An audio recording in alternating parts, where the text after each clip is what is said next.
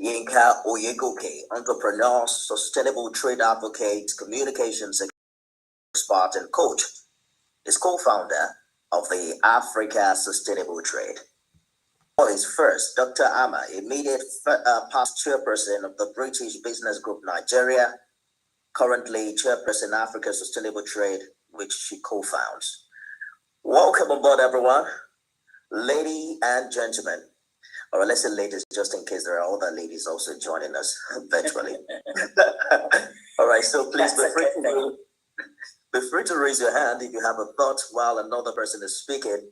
We'd like to keep the conversation here very spontaneous. So we understand that companies considering environmental and social aspects are today considered to be innovative. But making profit is still key to any thriving business, right? Doesn't sound as simple as it seems. So let me ask the entrepreneurs here. Who wants to go first? Perhaps we should begin by just exhausting what the biggest challenges today are for sustainable entrepreneurship and the opportunities for sustainability-focused businesses, Dr. Ama. Nifemi, before we dive into that, I want to really thank Kevin and gbenga for joining us today. Many people don't know this, but the very first episode of Think and Reimagined was actually at brewery. So this is really a chance for us to host an organization that gave us a platform for our launch. It was also the first time that we were actually in a public space. And I hope that brewery will welcome us back to another public podcast in the months to come. So thank you very much. And this is our third season, and it means a lot to us to have you join us on this platform virtually. Thank you. Our pleasure.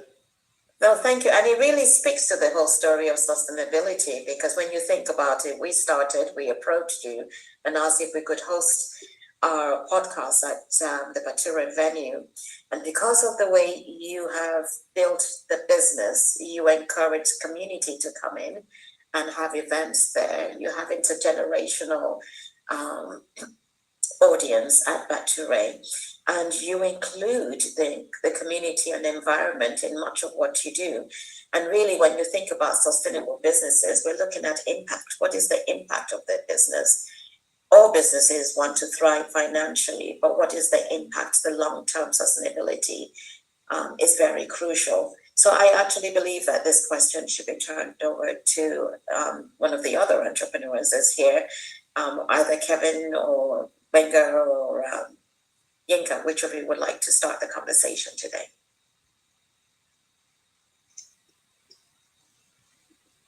I'm happy to go first. I think that when I think of entrepreneurship, right, I think of what is the old version of entrepreneurship? What happened before that? And if we go back to it, we would be called a business person, right? And I think the difference between a business person and an entrepreneur is that in the old days, you're buying X ginger at $1 and you want to sell it for $10, right? If you get a good margin, right? An entrepreneur perhaps says, I've got this ginger, how can I add value to it? So I think of that because I think an entrepreneur's brain, how can we solve a problem? And when you go find a problem, then you're not just only making profit ultimately, but you're also adding value. So I think of my 2-year-old who hates ginger, now that we're talking about it, right? But if I put it with bananas and berries and smoothie, right, and put the ginger in, I get it to have the ginger and I get it to, so that's the kind of the analogy that it kind of describes the old model of being business versus entrepreneur. And I think that when we add sustainability to it, ultimately as a business, you have to be sustainable. And it's no longer just about profit. We have to protect the planet. It has to be good for people. Like I always say, it has to be good for people, the environment, and make profit on that, right? And sometimes not everyone wants the profit, but they want to. That is probably my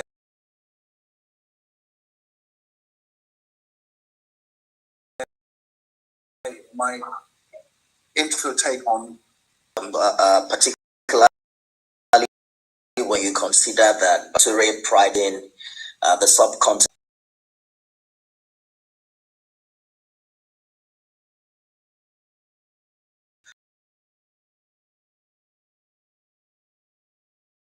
What you call community focused and employee owned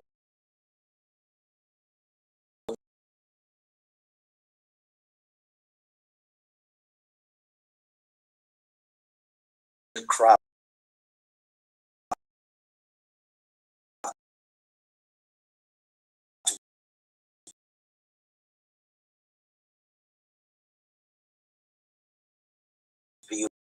That's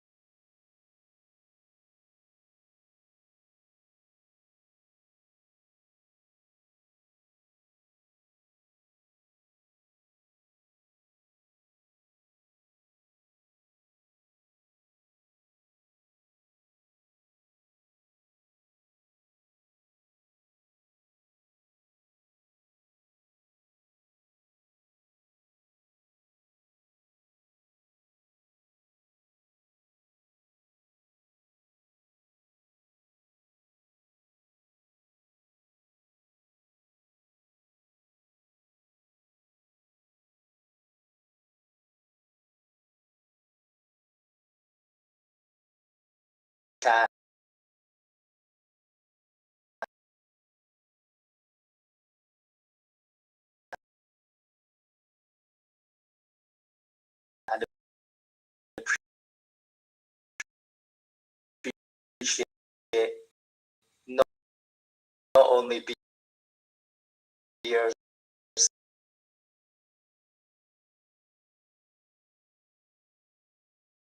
and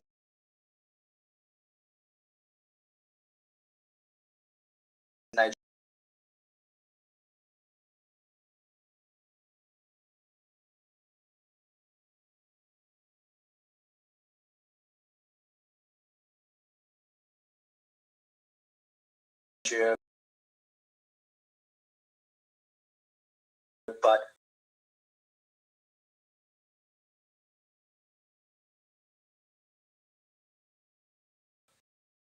Nigeria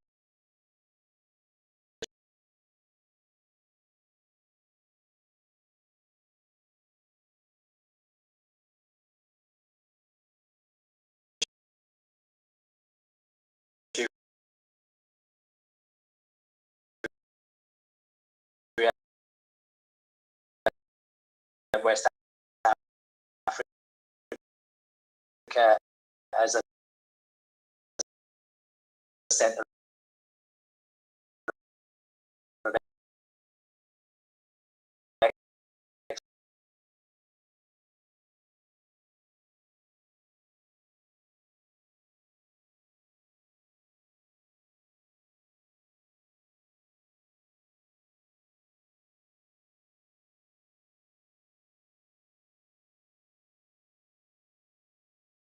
you say that employees can co-own Bature. Did I get that right? How does that work? Is it a vision? Is it being implemented? Perhaps Prince wants to speak to that. We have an employee ownership scheme that incorporates all members of the business, from the waiting staff, production team, housekeeping, everybody. So long as there's a time period that you need to be employed in the business, and you become part of that employment scheme. So as the business grows, aside from your salary, you are also you're also gaining investment in the business. As we grow further and dividends come, these will be shared in proportion with everybody that's partaking in the growth of the business. I think we might be the to have such a scheme in Nigeria. I'm not too sure, but it's something that we're very proud to do, to make sure that everybody knows they are part of the business. It doesn't belong to Kevin, it doesn't belong to Prince, it belongs to everybody. What better way to keep the employees around for a longer period of time when they know that they're not just working for someone, they're working for themselves. And it's a very laudable idea, I must say. But let us just be a little bit more practical here, because I know that we're talking to individuals who have done business at the sustainability level. There's a long list of market opportunities, like providing new products and services in some way that reduce energy, in other ways perhaps reduce the use of natural resources. Let's have some experience sharing in this regard, because I think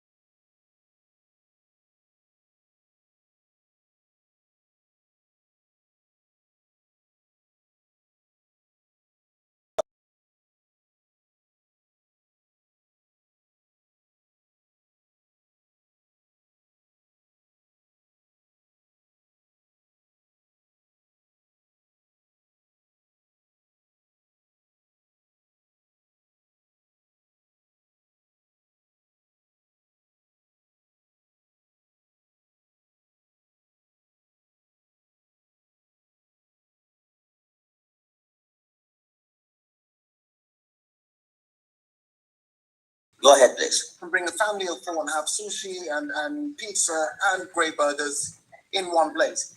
Fantastic. Great. How are you serving the community, right? And he says, but we want to put out this food. I said, but you're telling me it's great food, but there's a sushi restaurant. If I want sushi, I go to a sushi restaurant. If I want a burger, I go to the burger restaurant. If I want chicken, I go to Nando's, right? That's what people are equipped for. The only way that I can be successful in doing communication for you is, what are we doing for the community? Because that community, and that's why I love the Battery Brewery, of spreading the company, making sure that everyone in it owns it. Because I said, look, communication is actually easy, because it's about numbers. If we talk to the community, then the community is the people that become clients. How do we serve the community? So in Kensington, it's one of the nicer parts of London, but they have a homeless issue, right? So let's feed the homeless. Then I know that my communication is going to work, and then people come in because they want to be part of the movement, right? So I think that when we think about business versus entrepreneur, when we think about sustainability, it's very important to think of value first. A lot of times we go for money. How can we make money? Then actually it's on numbers, because if I can provide value for 10 people, then I can provide value for 100 or 10 of those people, then it becomes 100. I'm going to make money, and I'm going to be sustainable, because everybody, we're proud. So it helps my communication, it helps the business, and it's now inclusive. It sounds like sustainable entrepreneurship is a mindset. It's kind of behavior. It takes kind of skills to be able to think and see things clearly the way you've put it. But Kevin, you were saying something about water earlier.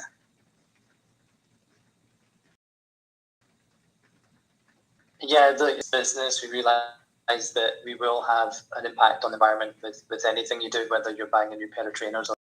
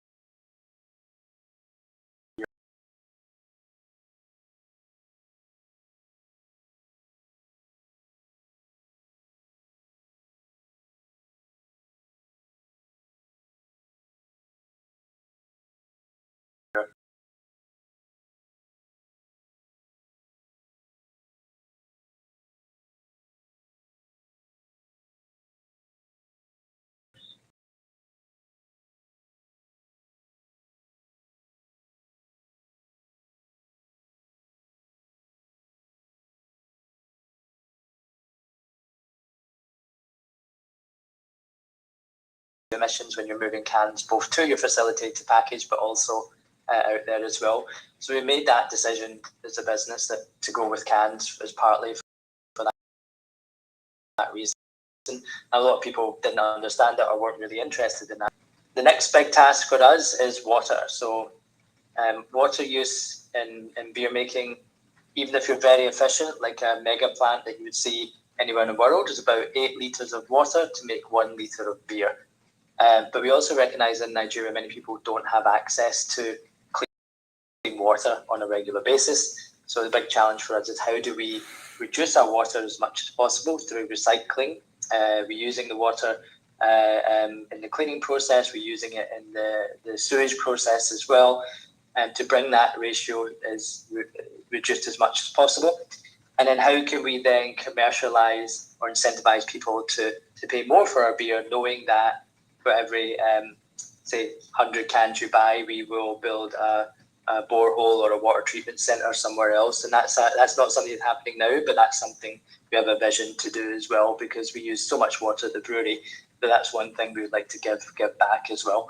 And we would use that in a commercial sense in our marketing and plug into the community and say, yes, your beer costs 20 naira more or 100 naira more, but this is actually having more than just your consumption that you're enjoying. You're actually, by buying from us, you're contributing to wider goals as well. So that's one of our ambitions that we put down for our expansion, is to figure out more efficiently and launch a water access project as well. Because right now, sorry, Dr. Amma, I just wanted to say, I don't know what people drink more, water or beer.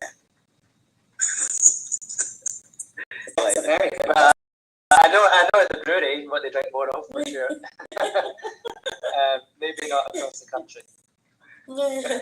I was going to add that along with that, Battery is very keen on greenery. So when you're at Battery, unlike most places where you go and it's been stripped of plants and vegetation, you do see plants around, and they also use very good sustainable material in terms of building the spaces that they use at the brewery.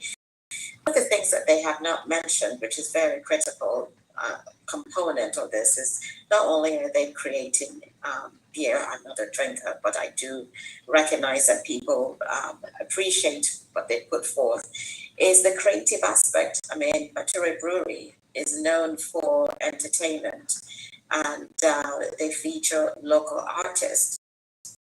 About the creatives, which is a huge export from the African continent, but they're really focused on bringing light to the local creatives that have not left the country, the grassroots, so to speak. And I think that's very critical, but also celebrating the culture. And it's an integral part of Battery Brewery.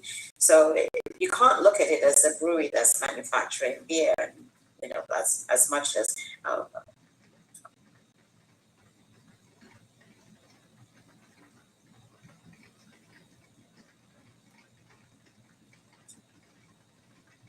Did I miss something?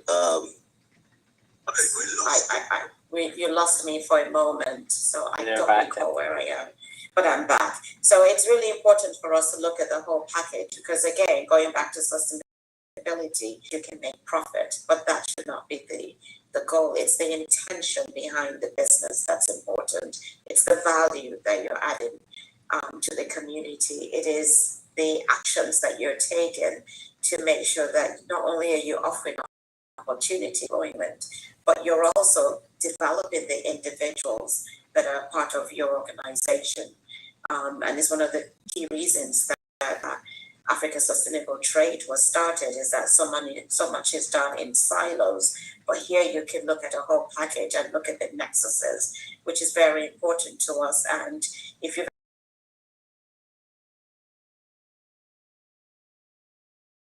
there's ecotourism and be part of that terrain. But even African Sustainable Trade we're very keen on intergenerational work platforms.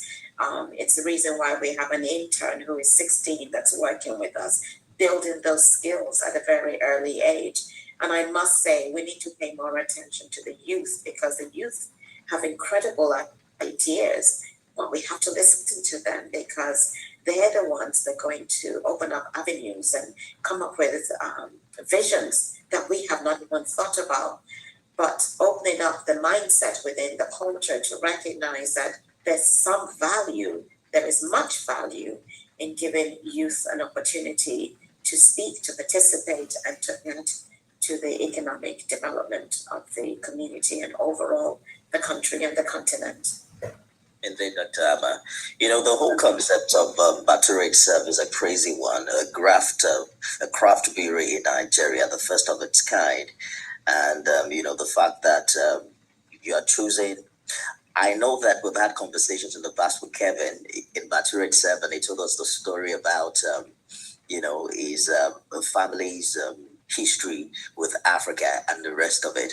But I want to speak to Prince because Prince makes beer lovable until you find out that he spent 25 years in the petroleum industry. So each time I remember that, I say, this guy has done a quarter of century. You cannot enjoy life like he's enjoying life.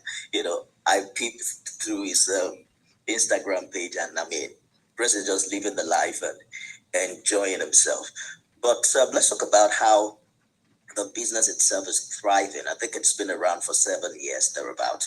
I remember reading somewhere a few years ago about plans to produce between 40 to 50,000 liters. Prince, how has it been trying to expand and grab more of a market dominated by some really big brands? Okay, before I answer that question, I just want to add to the sustainability on our wastes. We do not dispose of our used grains by selling them. We have young farmers who we give the waste to for free, who are turning it into animal feed and fish feed. So our wastes are actually creating further businesses for other farming communities. And as we grow larger, the more waste we have, the more natural animal feeds we're producing. To your immediate question, how has it been? It's been very tough, but at the same time very exciting. The ability to use indigenous spices and herbs and turn them into world-class beers with a fully Nigerian team. Our brewers are fully Nigerian, male and female. Head of quality control is a young lady.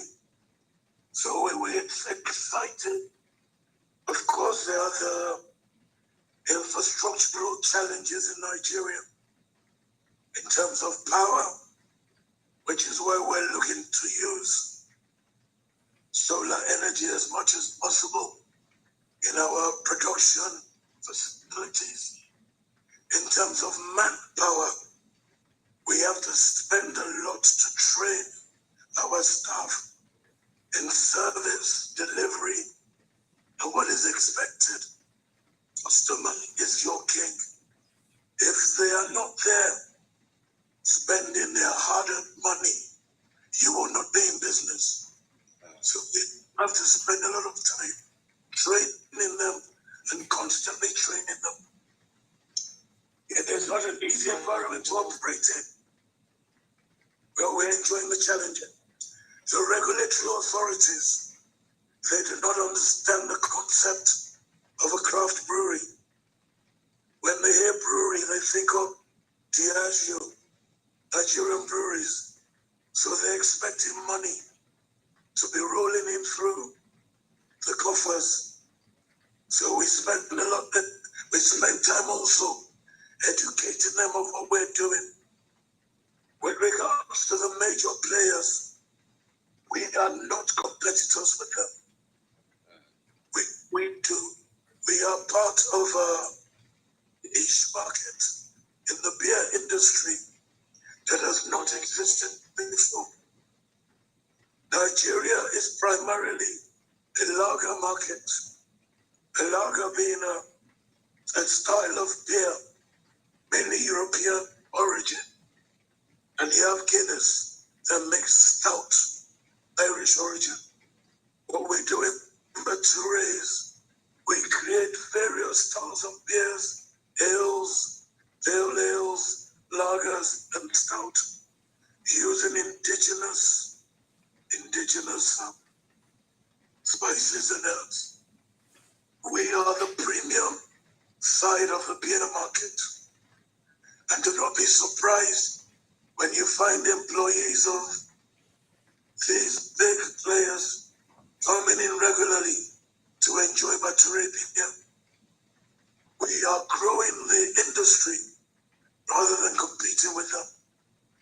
And in future, there might be possible collaborations between us and them. It is not a competition at all. We are in an industry in Nigeria that hasn't been done before.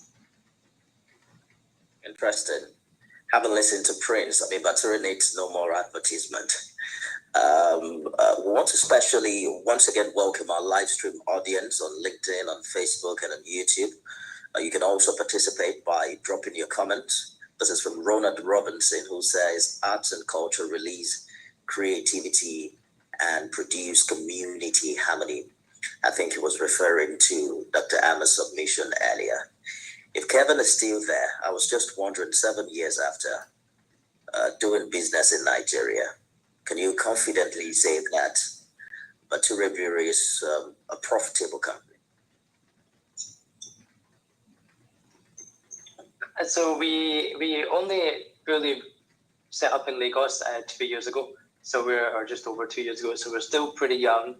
The previous 2 years was COVID.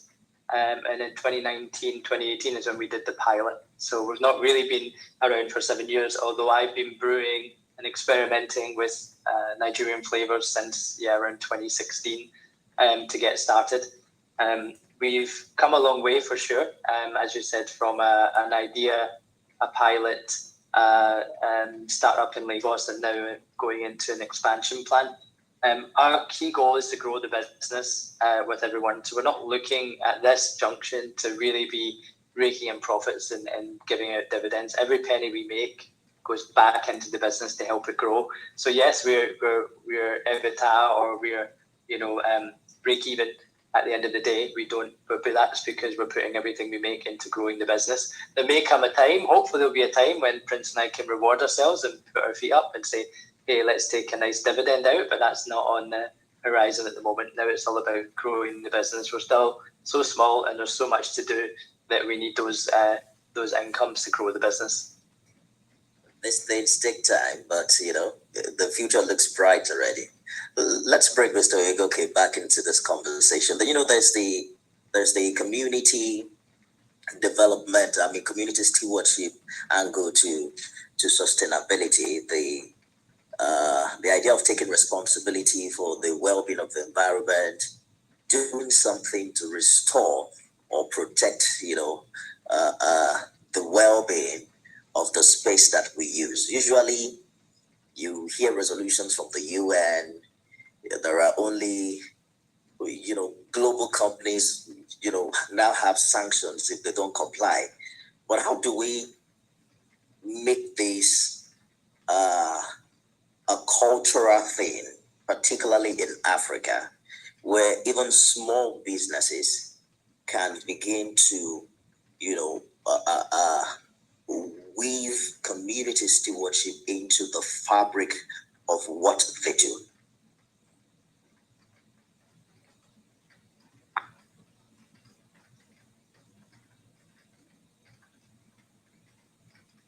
Mr. Ayegoke, are you there? I think Yes, I am. Yes, did you I get am indeed. Yes, another really good question. I think that actually market trends happen. One of the things I wanted to amplify that you said is that it's a mindset, right? And it is a mindset, but also the market trends are directing us there. So necessity, as they say, is the mother of all inventions, right? The tougher it gets, or that we're evading or eroding the planet, we have to think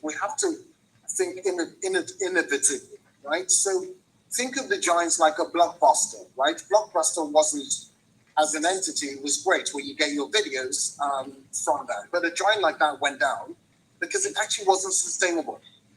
Digital was coming and they refused to shift in that. There's a funny story that apparently Netflix went to Blockbusters for $1 million, right?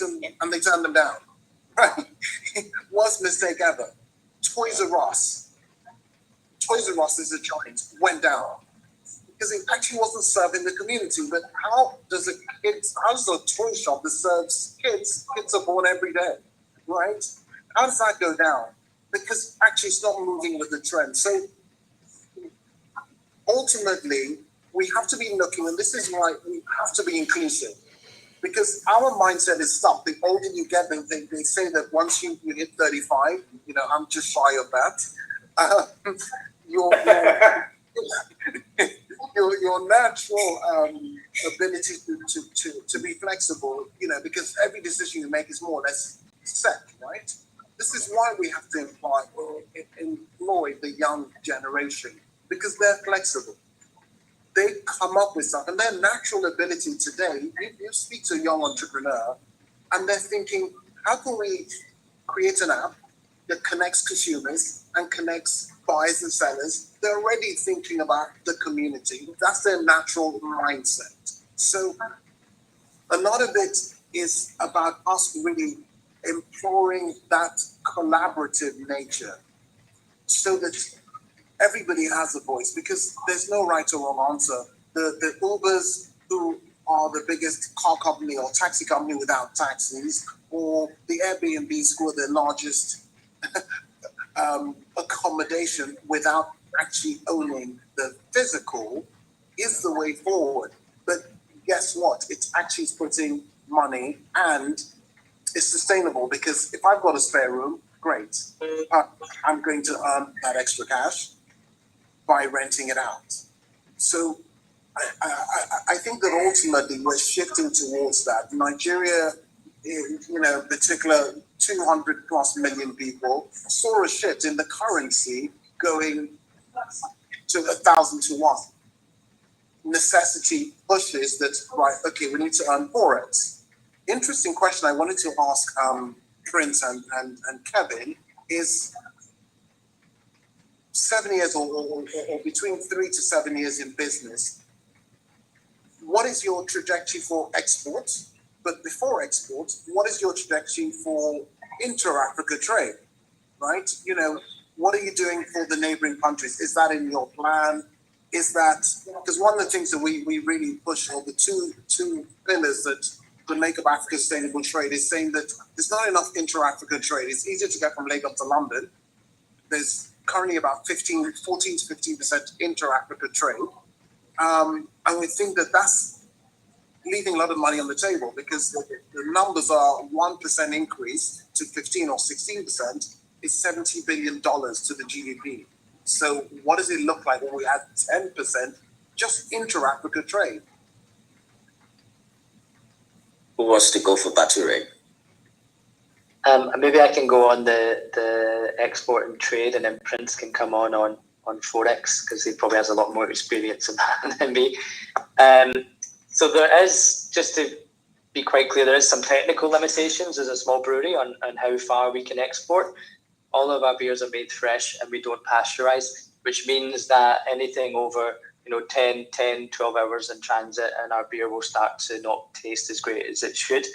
That is changing, so we are buying a pasteurizer, which will make us adjust our recipe slightly to maintain that flavour, even if it's transported longer, and will then allow us to start looking at export. So the reason we haven't done anything so far is just down to our production, and we still want to have the largest percentage of product remaining fresh and unpasteurized as well. In terms of regional trade, we have had approaches from Ghana and Rwanda and Benin, who would all like to take some of our product. Now, our challenge is that unless they're buying a whole container, we'd have to manage a lessened container load. So that becomes quite costly, and when we start factoring those costs of shipping out of Lagos ports, it's actually quite expensive. So our current plan is to actually look at collaborating with a brewery in Ghana, where we'd actually export the raw material from Nigeria and then make the beers there. It would still be Nigerian ingredients. A majority would be Nigerian ingredients, our branding, and going out. So that's our plan for Ghana.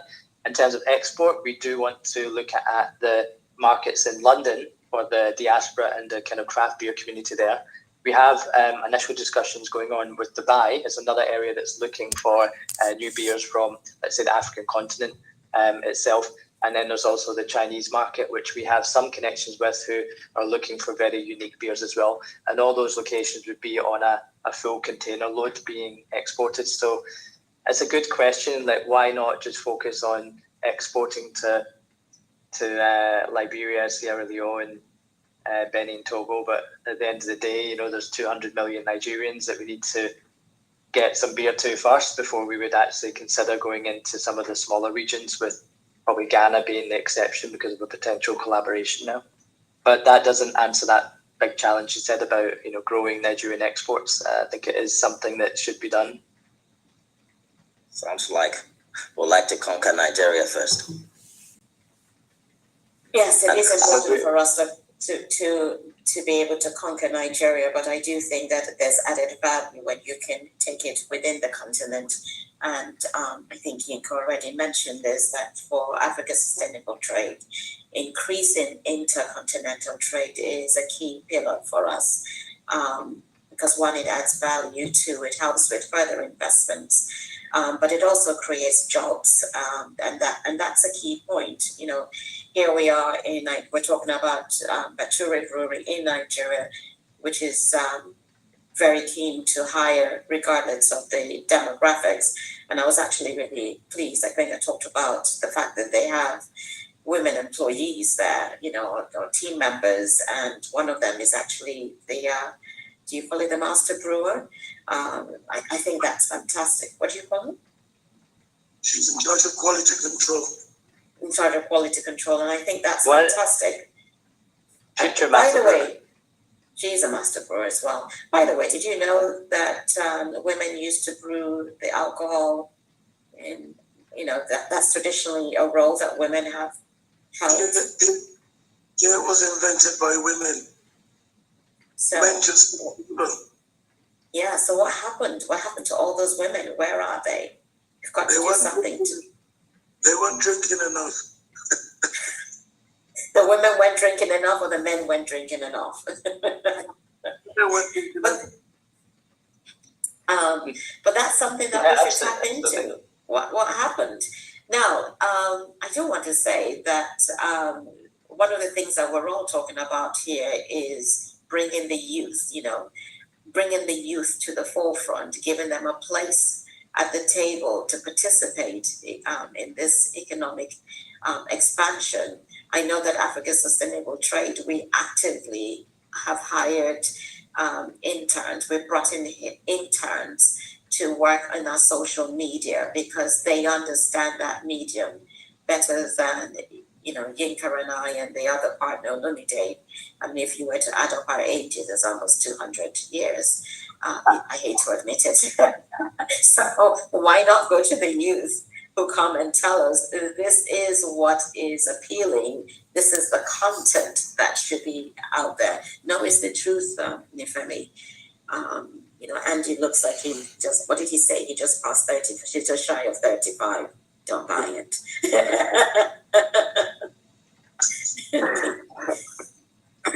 but I think, no, it's the truth. We must be honest. So Benga was going to say something about Forex, and I apologize if I cut you off.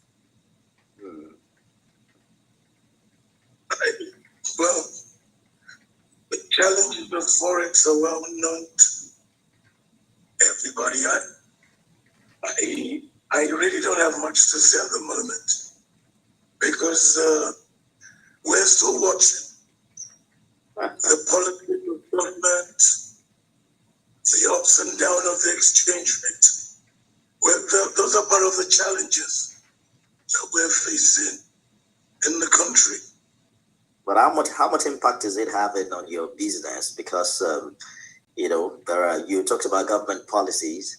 Recently, the government in Nigeria talked about approving some drastic measures to immediately reverse the current momentum. I don't know if that's something you've started feeling or that has impacted significantly on the business. Well, in terms of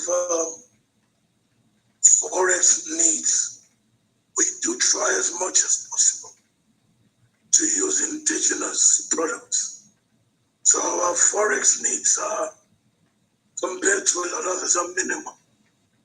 It does affect us in the inputs, but we use sorghum, which is a Nigerian-based sorghum malt, and it's produced locally. So our coffee, soap, all the things we add into the beers are locally sourced. So we do not face the challenges that the big players faced in terms of large Forex needs. So in that regards, we are not as affected as they are.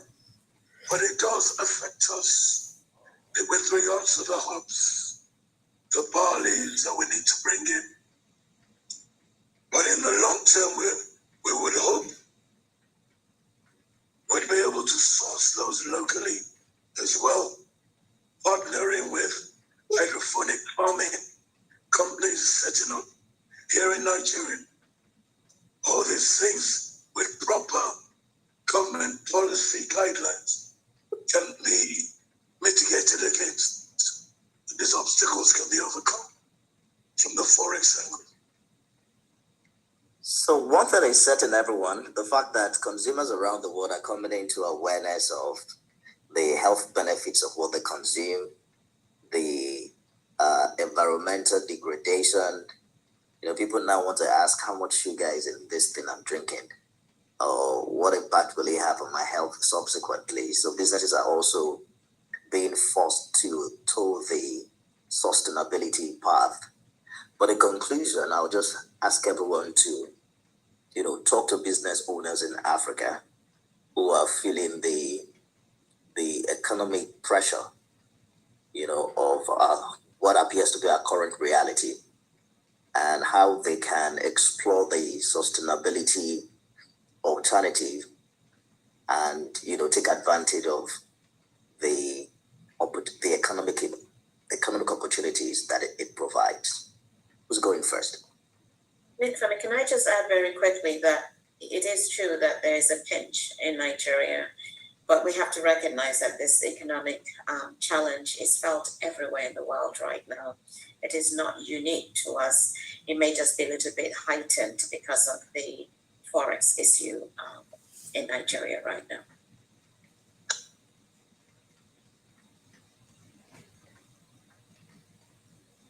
Indeed, absolutely. Who's going first? So consider it your closing remark as well. So make it as comprehensive and as short as possible. Thank you. Okay, I'll go since I think we're in full circle. I think that the difference in life is the mindset, ultimately. And I think that if we're open enough to understand that inclusivity and everybody has a point of view and everybody's point is valid. What we thought wouldn't happen is now happening, and vice versa, right? So I think that if we work on the mindset of openness, I love the community with Brewery, and I think that if I was sitting as your consultant, I would say, okay, what if we brought some people to train with you, for example, to understand the process, and rather than looking at an export, you're actually looking at some kind of franchise model. They come and train, they understand how the process is, because they're lots of people looking for opportunities, right? The clever, there's probably another Kevin and Prince in Kenya, in Sierra Leone, in Cameroon, right? Who you can bring on and say, you know what, we'll work as collaborative, we'll train you, this is the process, this is what it looks like, this is the model. When we get that right, then you go back and we support that. I think that the more open and radical ideas we can come up with, I think that's the future ultimately, because we have the technology to support. We're clearly in a global place, and I think that that's and just to say one last thing, I can't emphasize enough that necessity really is the mother of all inventions. It's when we're pressured that the diamond is made, right? So I think Nigeria, the position that Nigeria is in, it's actually going to serve it. It's going to serve it to come up with new innovative ways that take us the next 30, 40 years. Awesome. Let me quickly take Peter Armand Boyo's message. It says, Bature Breweries is a prime example of blending entrepreneurship with environmental awareness through local sourcing, community empowerment, youth participation, and innovative products. They're shaping a sustainable path forward in the brewing industry. So I think you guys should just screen munch this. It will be a good quote on your website. Thank you. Thank you, Peter Armand Boyo, for sharing. Who's next? Well, I'm going to say this. Oh, Kevin, go ahead. I just got my pen here writing down all these quotes and tips from from the other participants. And I think the franchise model is something we would like to pursue down the line as well. I'd love to see our signature beers like Black Gold being sold all over West Africa first and then globally. And our other beers such as Lagos Lager doing a Ghana edition, whether it was Accra Ale or who knows what else we could come up with that would really reflect those local environments and local ingredients as well. For example, I was chatting to someone, I'd love to make a chocolate and groundnut stout using Nigerian cocoa and Nigerian groundnuts, but you could do that the same in Ghana as well. But yes, to the closing point, times are hard for everywhere, but in Nigeria specifically, yes, our Naira is devalued against, and it's making our imports more expensive, but we know the fuel prices and everything mean our employees are finding it hard to move around and to face, the cost of living has went up significantly. And that again puts pressure on us as a business to make sure that when they have needs that we can meet them, but also remain solvent as a business and continue forward. I would say that Bature Brewery is here to stay. The amount of awards that we've won, the growth that we're going through is phenomenal, and it's amazing that the communities come around and backed us. However, it won't be an easy journey. We've got a lot of tough months ahead, but we're ready to expand, and that's what we're here to do. So thanks very much for having us on the call today. You're welcome, Kelvin. Dr. Amma. So I've been listening to the conversations today, and so many things have crossed my mind. We may be speaking of Bature Brewery, but the whole idea of sustainability or sustainable entrepreneurship is really echoed in today's conversation. It is not about selling beer. It's about the impact of that organization creating beer. It's going to have an impact on the community. It's going to have an impact economically. It's going to have an impact on the environment. And that is what we need to model for future entrepreneurs and for youth as well. Times have changed, and innovation and creativity are really critical right now. Creativity gives rise to innovation. We need to change the way we package education. And I'm hitting on education today because when you change the way you package education and you allow people to think outside the box, you're going to have greater innovation, greater creativity. Curiosity gives rise to all of these things. I think Yinka mentioned something about the mother of invention. It could be a mother, it could be a father, I don't know, but we'll go with mother for today. But the point I'm making is Mothers give birth. mothers give birth, and I know, can you imagine me saying that? Well, you know, I like to be gender neutral as much as possible, but we need to encourage entrepreneurs to think outside the box. We need to encourage ideation. We need to find ways of supporting them, whether it's the women in the MSMEs or the young people who have incredible ideas but don't have the support. Mentorship is important, sponsorship is important, skills building is important, apprenticeship is important, but we have to start to think as a community. And when you start to think beyond just yourself and you look at the community, then you can go beyond your community to look at the country, to look at the continent. Kevin has come to the continent with an idea, and he has collaborated on that idea, which is now engaging a community of an intergenerational community. It doesn't get any better than that. And all of us need to start to think in that manner. What can I do and how do I collaborate and engage to make a difference, to have impact?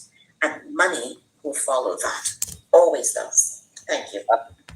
Thank you, Dr. Amma. One major take home for me is that for a sustainable business. What is your major take home?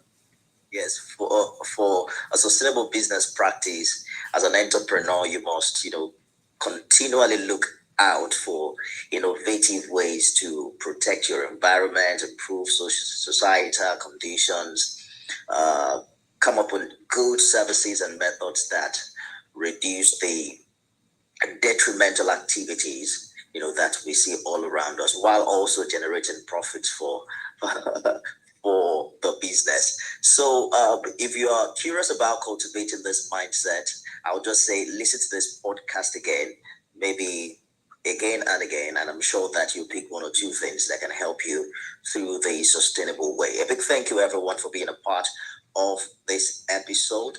Prince Gbenga, Oguntayo, Kevin Conroy, Yinka Ayegoke, Dr. Amma, and there's also Peter Armand Boyo somewhere there who's been typing his comments through this conversation. Thank you, everyone. Do have a great time. Hopefully you'll join us again on subsequent episodes. I'm Nifa Oguntoye. Bye for now. Thank you, everyone. And please thank you to our audience and virtual audience. We really appreciate you. Thank you, Ronald, who just sent a message it's about jobs, housing, and building trade markets in Africa. Thank you, Ronald, for your participation. Bye for now. Namaste. Cheers. Bye. Recording stopped. Thank you, everyone. Did we just drop off now? No, thank you. Well, I hope we're not recording anymore. I hope you enjoyed it. Thank you.